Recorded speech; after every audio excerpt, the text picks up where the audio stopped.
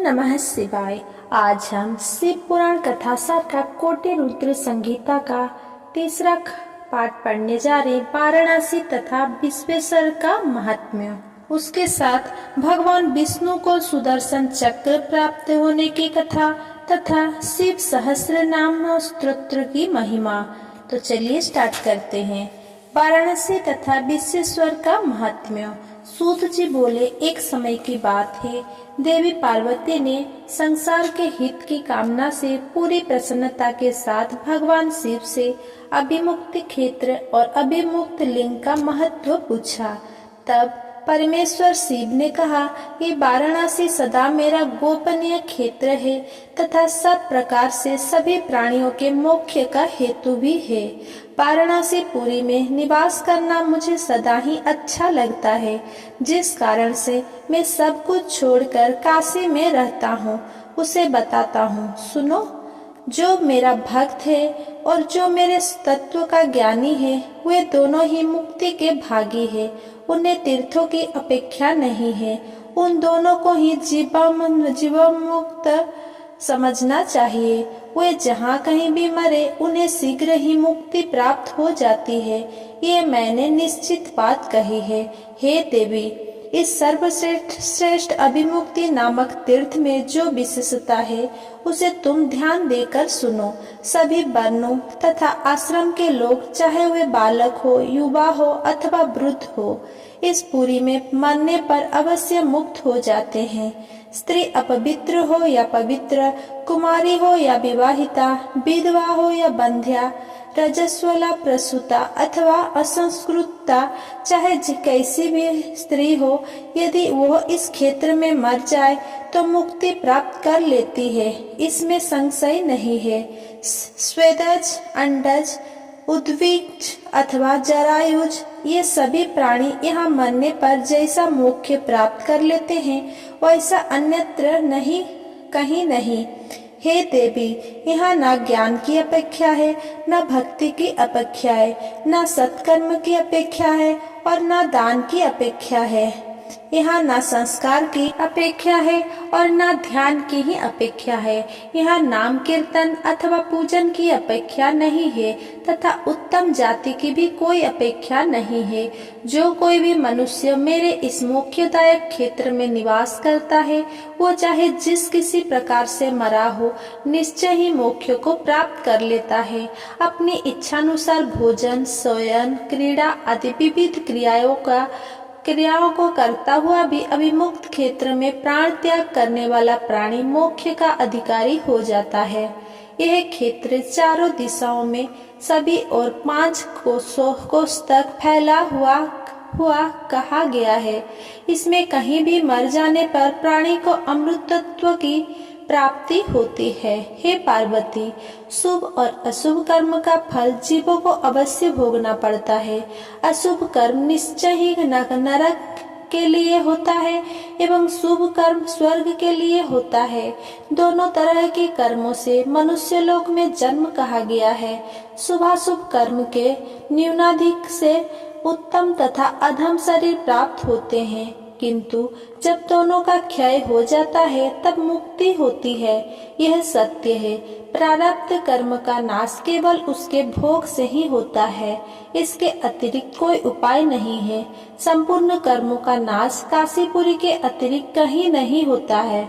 सभी तीर्थ सुलभ है, परंतु काशीपुरी दुर्लभ है। यदि पूर्व जन्म में आदर पूर्वक काशी का दर्शन किया गया है, तभी काशी में आकर मनुष्य मृत्यु को प्राप्त होता है। सूत जी बोले, हे श्रेष्ठ मुनियों, इस प्रकार काशीपुरी तथा विश्वेश्वर लिंग का अपरिमित महात्म्य है, जो सत्पुरुषों को भोग और मोक्ष प्रदान करता है। इसके अनंतर सूत जी ने त्र्यंबकेश्वर ज्योतिर्लिंग के महात्म्यों का वर्णन करते हुए गौतम ऋषि के प्रभाव का वर्णन किया तथा गौतमी गंगा के प्रादुर्भाव का आख्यान सुनाया। इसके अनंतर सूत जी ने राक्षस राज रावण द्वारा स्थापित वैद्यनाथेश्वर नामक ज्योतिर्लिंग के महात्म्यों का वर्णन किया। तदनंतर उन्होंने नागेश्वर नाम का परम श्रेष्ठ ज्योतिर्लिंग की उत्पत्ति एवं महात्म्यों का वर्णन किया। इसके साथ ही रामेश्वर नामक ज्योतिर्लिंग एवं घुश्मेश्वर ज्योतिर्लिंग के आविर्भाव एवं महात्म्यों का वर्णन विस्तार से आगे किया गया है, जो स्थानाभाव के कारण यह नहीं दिया जा रहा है। इस प्रकार इन 12 ज्योतिर्लिंग की कथा जो सुनता है उसकी सभी कामनाएं पूर्ण होती है तथा उसे भोग और मोक्ष दोनों की प्राप्ति होती है। भगवान विष्णु के सुदर्शन चक्र प्राप्ति होने की कथा तथा शिव सहस्त्र नाम स्तोत्र की महिमा। ऋषियों के यह पूछने पर कि भगवान विष्णु को महेश्वर से सुदर्शन चक्र की प्राप्ति कैसे हुई, सूत जी कहते हैं कि एक समय की बात है, दैत्य अत्यंत प्रबल होकर धर्म का लोप करने लगे। उनसे पीड़ित होकर देवताओं ने भगवान विष्णु से अपना दुख कहा।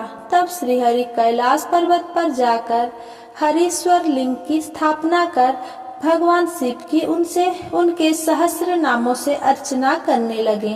वे प्रत्येक नाम पर एक कमल पुष्प चढ़ाते थे। एक दिन भगवान शंकर ने उनके भक्ति भाव की परीक्षा लेने के लिए उनके द्वारा लाए गए 1000 कमलों में से एक कमल छिपा लिया। तब एक कमल के न मिलने पर श्रीहरि ने उस कमल की प्राप्त करने के लिए सारी पृथ्वी का भ्रमण किया, परंतु उसके प्राप्त न होने पर अपने कमल सदृश नेत्र को ही निकालकर अर्पण कर दिया। यह देख सर्वत्र दुखहारी भगवान शंकर बहुत प्रसन्न हुए और उनके सामने प्रकट हो गए और विष्णु से वर मांगने को कहा। विष्णु जी बोले, हे सदाशिव, दैत्यों ने सारे संसार को अत्यंत पीड़ित कर दिया है।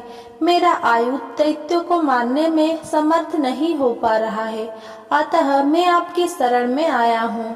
विष्णु का यह वचन सुनकर देवादिदेव महेश्वर ने उन्हें अपना महातेजस्वी सुदर्शन चक्र प्रदान किया। भगवान विष्णु ने उस चक्र से शीघ्र ही उन महाबली राक्षसों को विनष्ट कर दिया।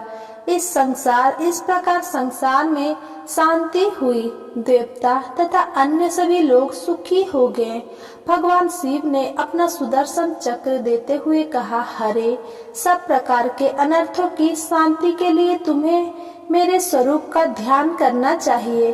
अनेकानेक दुखों का नाश करने के लिए इस सहस्त्र नाम स्तोत्र का पाठ करते रहना चाहिए।